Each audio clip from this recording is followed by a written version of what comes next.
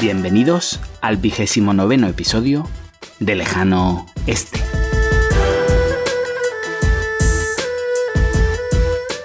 Desde Lombok, en Indonesia, os habla Adrián Díaz, consultor de desarrollo de negocio en Asia.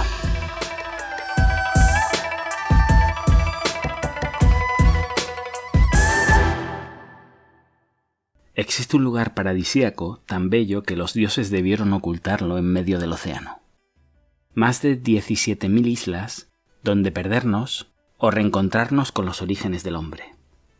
400 volcanes activos y una media de 3 terremotos al día provocaron en su día la mayor explosión volcánica en los últimos 25 millones de años, que probablemente extinguió a la mayor parte de la población humana. A pesar de todo ello, una tierra fértil y rica, poblada por más de 700 culturas distintas que convergen en una sonrisa inconfundible. Es el cuarto país del mundo en población, el primero en población musulmana, el segundo más biodiverso del mundo y uno de los lugares más apetecibles para irse a vivir. Hoy, desde el lejano oeste, hablamos de Indonesia.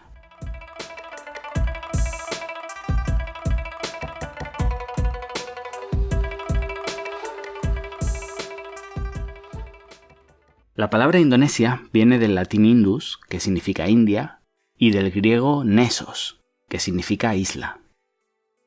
Y esto nos dice que a pesar de que Marco Polo, que es el primer europeo que se tiene constancia de que visitara estas islas, lo hiciera llegando desde China, no fue hasta el año 1850 cuando el británico James Logan acuñó este nombre.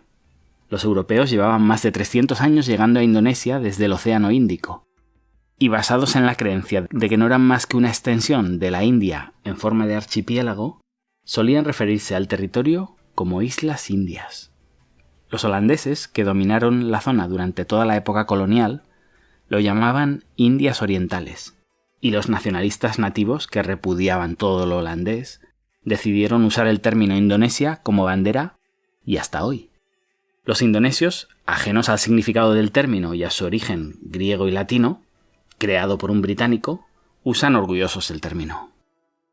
Indonesia tiene un Producto Interior Bruto de $1 billón y estaría en el puesto 16 del mundo, por encima de países como Holanda, Arabia Saudí o Turquía. ¿Merece la pena que le dediquemos un episodio a Indonesia? Sinceramente creo que sí. En pocos años será uno de los 10 primeros países del mundo en PIB. Y hablaremos de Indonesia en las noticias, al nivel que hoy hablamos de países como Brasil o India. Casi el 90% de su población es musulmana.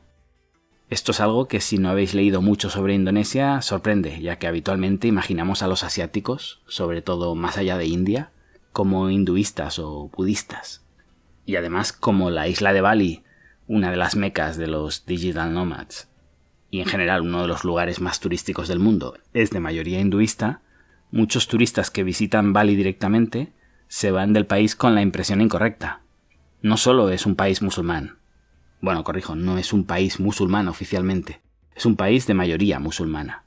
Sino que es el país con más musulmanes del mundo. Bahasa Indonesia es el idioma oficial. Es una variante del malayo y es tremendamente sencillo. Sorprendentemente sencillo, diría. Un abecedario casi idéntico al español, con una única pronunciación por letra, sin tonos, ni declinaciones, ni conjunciones verbales, ni géneros. Con un par de vídeos en YouTube he aprendido algunas palabras para comunicarme en tiendas fácilmente y funciona. Si estáis pensando en aprender un idioma exótico, que os pueda servir durante vuestras vacaciones, que no os cueste un esfuerzo titánico tipo chino o árabe, y que vaya a ser un idioma con futuro, hablado por una gran mayoría de habitantes del mundo, que pueda ser interesante más adelante a nivel negocios, esta es mi apuesta.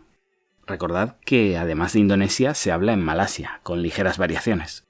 Además, también por su sencillez y su uso masivo en la región, estoy seguro de que muchos otros países de la zona lo adoptarán como segunda lengua a medio plazo. En cualquier caso, no es para nada necesario. En las zonas en las que un extranjero pueda visitar habitualmente, te entiendes muy fácilmente con inglés más gestos. Es verdad que quizá no soy objetivo y después del chino cualquier idioma parece sencillo, pero realmente os lo aseguro, con un par de lecciones básicas podéis salir a la calle y comunicaros como no lo haríais prácticamente en ningún otro país asiático. Aparte, en Indonesia hay más de 700 idiomas, y el Bahasa Indonesia, Bahasa esencialmente significa idioma, es el pegamento que une a todos estos grupos, aunque muchos de ellos lo aprenden después de su idioma local. Algo equivalente a lo que pasó en su día con el mandarín en China. Una curiosidad que no quería dejarme: Indonesia comparte bandera con Mónaco. No se me ocurren dos países más opuestos en territorio, población, cultura, sistema político, impuestos.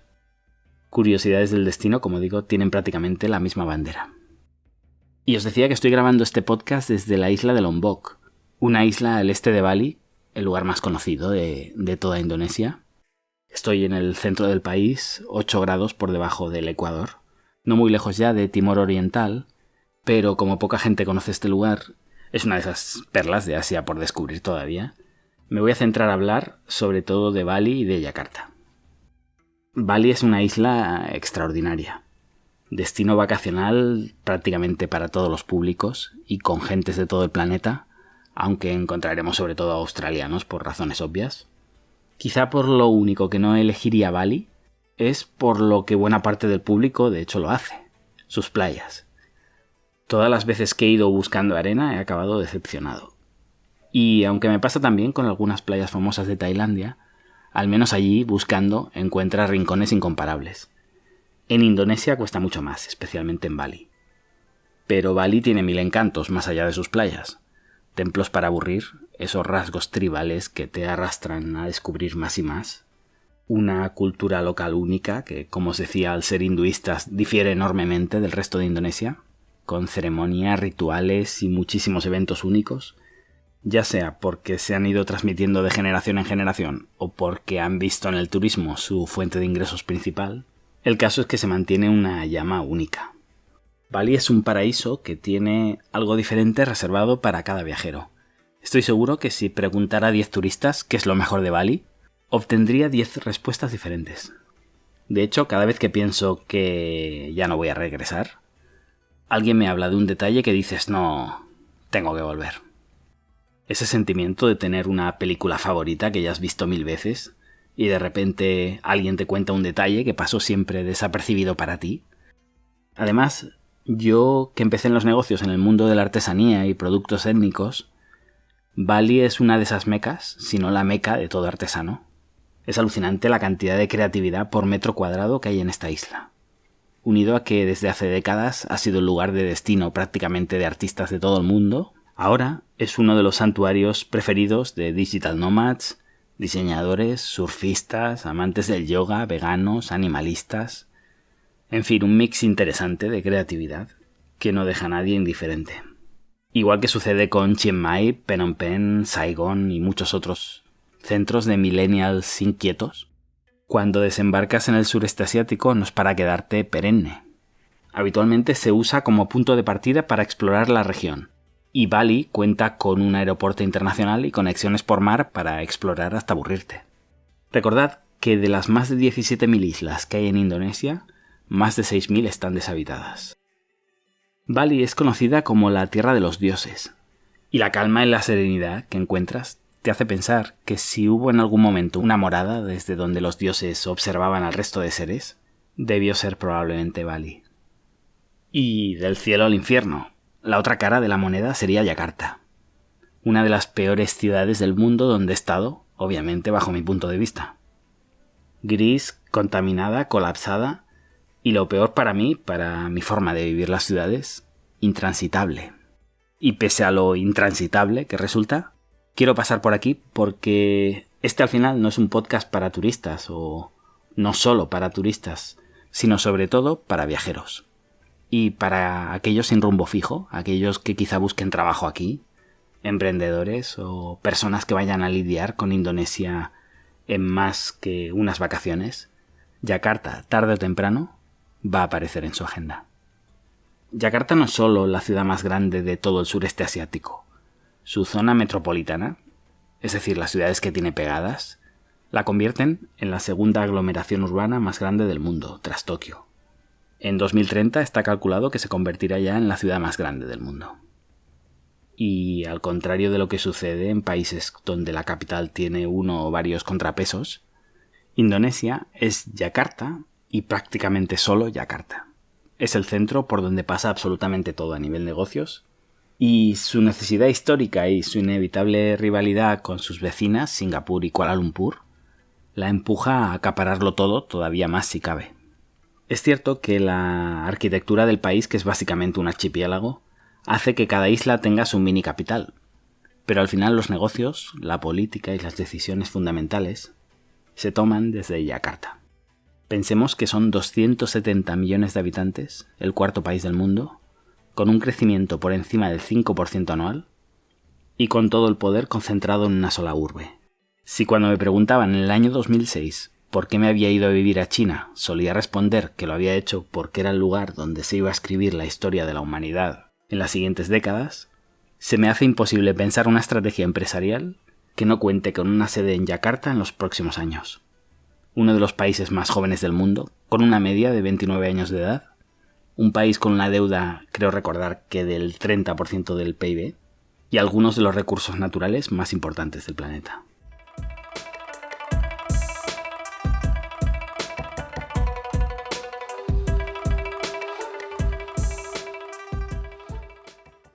Os decía que Yakarta era una ciudad odiosa, porque una cosa es que vaya a ser una ciudad clave en el futuro y otra que nos vaya a gustar tener que venir aquí. Y quiero hacer hincapié en el tema de que es intransitable. Una ciudad sin prácticamente aceras, donde se usa el coche o el taxi hasta para ir a 500 metros. Yo me hago con las ciudades caminándolas. Hace tiempo que dejé de perseguir monumentos. Paseo aleatoriamente para entender la vida cotidiana de los lugareños, la arquitectura de la ciudad, su sistema público de transporte, sus barrios. Me pierdo buscando sus cafeterías, que al final son mi lugar de trabajo. Disfruto de sus mercados y, todavía mejor, de sus mercados nocturnos, su comida callejera, sus fruterías a pie de calle, que son una de mis pasiones, en el sureste asiático. Nada de todo esto existe en Yakarta. Además de ser la ciudad más grande del mundo sin metro, no he visto tampoco autobuses. Es verdad que entre todos mis viajes habré estado allí no más de 30 días. Quizá los haya.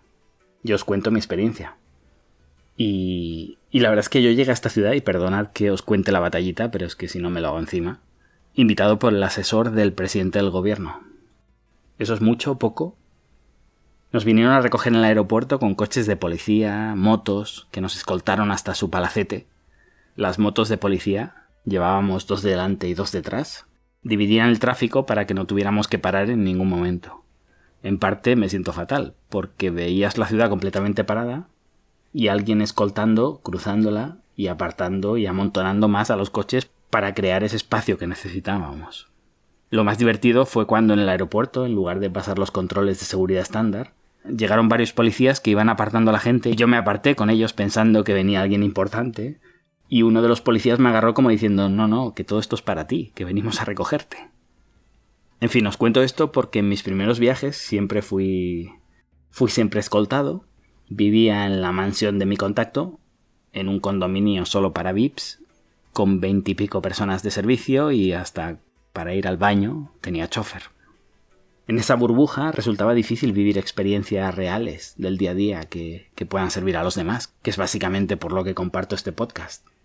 Con lo que en mis últimos viajes a Indonesia, arriesgándome a ofender a mi contacto, que hoy es ya amigo y familia, decidí venir por mi cuenta, alojarme en el centro de la ciudad e intentar descubrir el país de una forma un poco más realista, porque a veces confundía la realidad con mi realidad, que siempre estamos a expensas de que no suceda, pero yo lo había acentuado. Pues bien, pese a todo descubrí que no estaba viviendo una realidad tan alejada del día a día del ciudadano medio. Además de intransitable, Yakarta es una ciudad impersonal, basada en centros comerciales. Odiosos, ordinarios, la antítesis de lo que quiero conocer cuando viajo.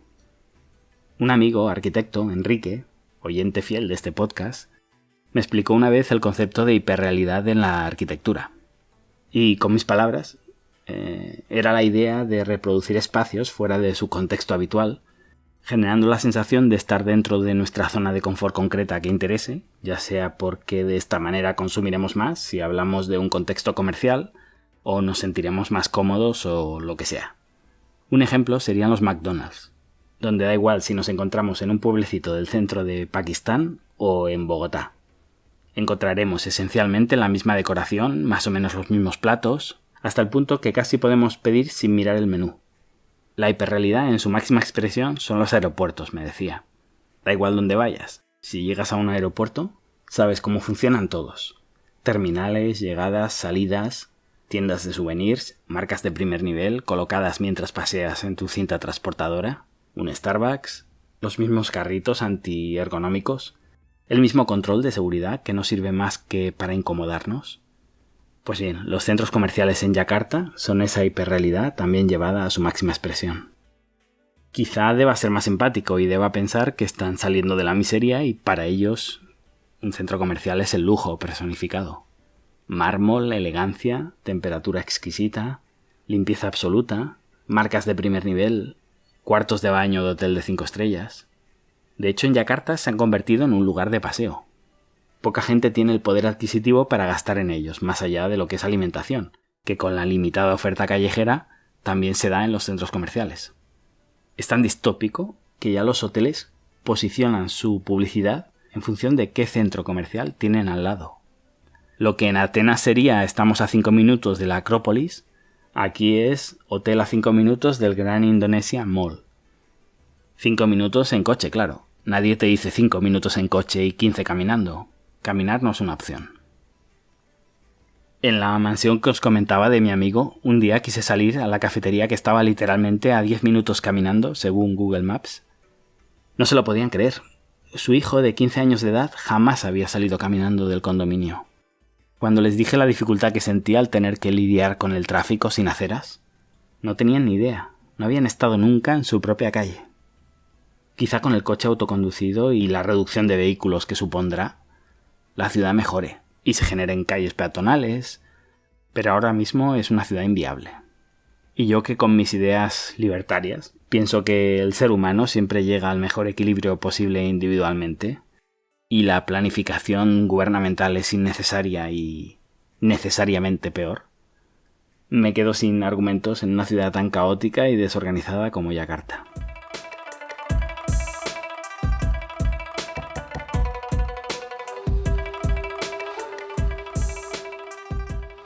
Vayamos al tema económico. Uno de los problemas que fomenta el bajo consumo y la alta economía sumergida es el nivel impositivo del país.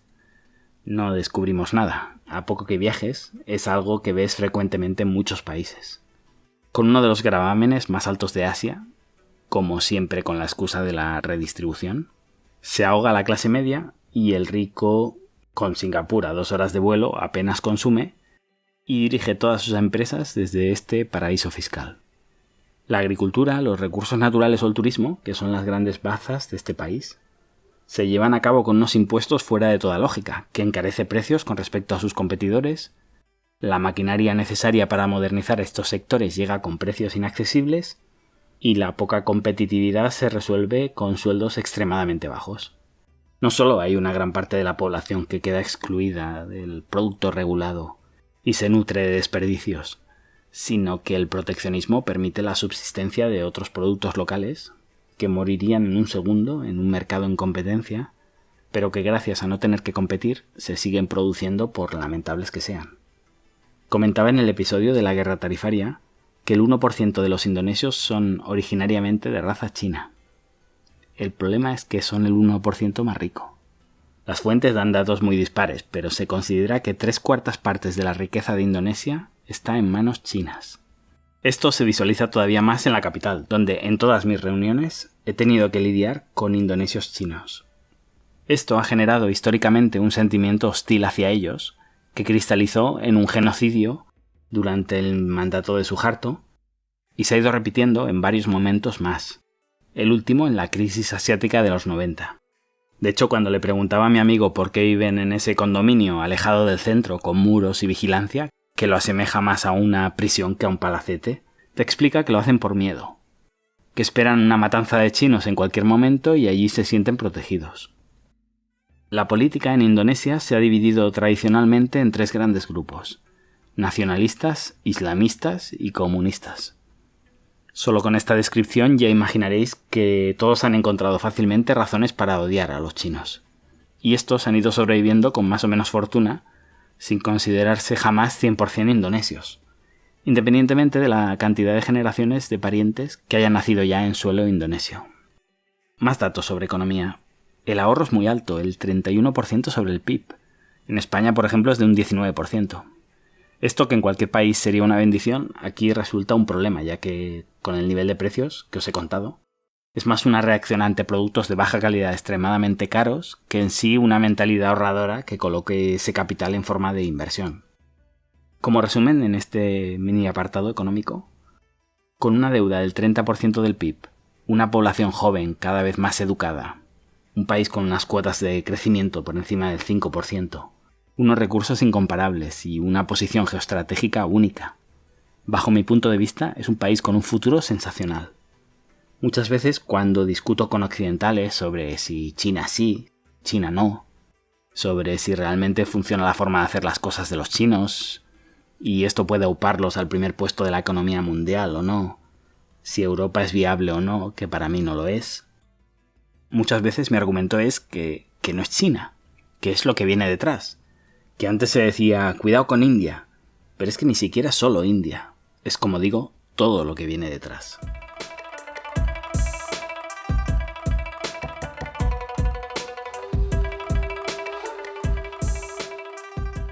Si te estás planteando Indonesia como destino, quizá el único problema, y para mí es clave, es el tema del visado. Incomprensiblemente el mundo se mueve a una velocidad y los políticos a otra. Y como se sigue pensando en el turista tradicional con un mes de vacaciones como máximo, la mayoría de los digital nomads acaban bastante frustrados con el tema de visado en Indonesia y acaban prefiriendo otros lugares como Camboya o Malasia. Lo primero que sorprende en el siglo XXI es que te pidan al entrar billete de salida. Pero bueno, quizá nos lo merecemos por lo mal que tratamos nosotros a los inmigrantes. Cuando tienes una vida nómada te dedicas a viajar sin rumbo fijo, destinos fijos y, lo que es más importante, fechas fijas. No te vas de tu lugar cuando se te acaban tus vacaciones. Te vas de un lugar cuando te aburres, encuentras otro mejor o, más fácil todavía, cuando te apetece. No tener billete de vuelta me ha supuesto $35 oficialmente para pagar en un visado de llegada, que al final fueron 40 y tantos porque la chica del banco te la cuela con el tipo de cambio y lo tomas o lo dejas. Como digo, con un billete de vuelta te lo ahorras. En cualquier caso, hay limitaciones para ampliar ese visado, y a 2 meses, no más. Algo que resulta del todo insuficiente. Es una pena porque no es lo mismo viajar de forma libre que con una fecha y un aeropuerto previamente fijado en tu recorrido. Pero no querría despedir este episodio con mal sabor de boca. Además de Bali, que es un destino inolvidable, no dejáis de visitar Lombok, una isla que estoy disfrutando como un niño, playas aquí sí de arena blanca o incluso rosa espectaculares, con un volcán en cuyo interior hay un lago y en cuyo interior hay otro volcán, alucinante. Tenemos terrenos para comprar al ladito del mar con atardeceres de película y un montón de oportunidades de negocio para emprendedores con poco capital. Además, ya está aprobada la construcción del circuito de MotoGP que pretende obtener Indonesia. Y para los que no quieran un too long shot, un tiro demasiado largo que dicen en inglés, esperando una rentabilidad que quizá nunca se llegue a dar, pues a Bali sigue siendo un destino top que hay que visitar sí o sí. 1 o 2 meses de visado puede ser más que suficiente si no vamos a ponernos a explorar Islas Vírgenes y todavía nos falta sureste asiático que visitar. En Indonesia encontrarás gente maravillosa, precios bastante asequibles, según de donde vengas, claro. Una gastronomía muy variada. Un entorno multicultural e enriquecedor con gente que te sonríe todos los días. Un clima idílico. Un montón de oportunidades para estudiar, trabajar, hacer negocios. En fin, está lejos, sí. Pero si no os he convencido ya, os dejo con un proverbio indonesio. No existen atajos para llegar a algún lugar que merezca realmente ser visitado. Gracias y hasta pronto.